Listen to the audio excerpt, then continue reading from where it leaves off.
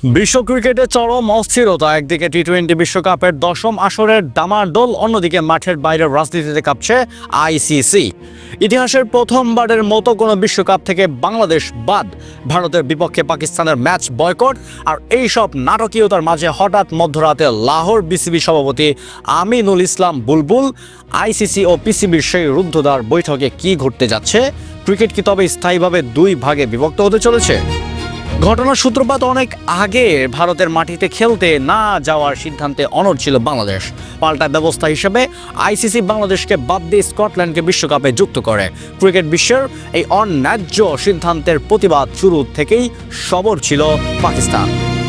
PCB সভাপতি মহসিন নকভি পরিষ্কার জানিয়ে দিয়েছিলেন, বাংলাদেশের প্রতি আচরণ ক্রিকেটীয় স্পিরিটের পরিপন্থী। ফলাফল, বাংলাদেশের প্রতি সংহতি জানিয়ে ভারতের বিপক্ষে হাই ভোল্টেজ ম্যাচ বয়কটের ঘোষণা দেয় পাকিস্তান।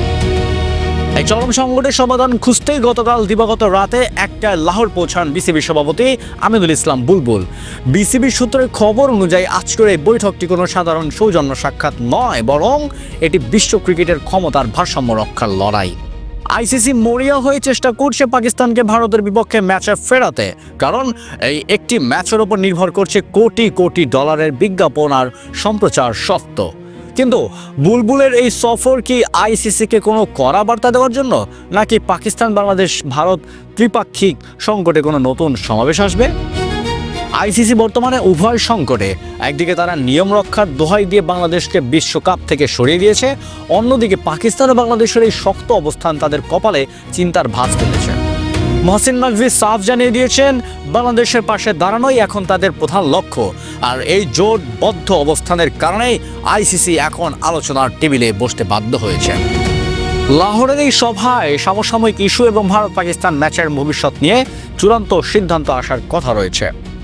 বিসিবি সভাপতি আমিনুল ইসলাম বুলবুল গতকাল বিকেলে ঢাকা ফিরেছেন। মাত্র কয়েক ঘন্টার এই ঝটিকা সফরে তিনি আইসিসি ও পিসিবিকে কি প্রস্তাব দিচ্ছেন তা নিয়ে জল্পনা কল্পনা তুঙ্গে।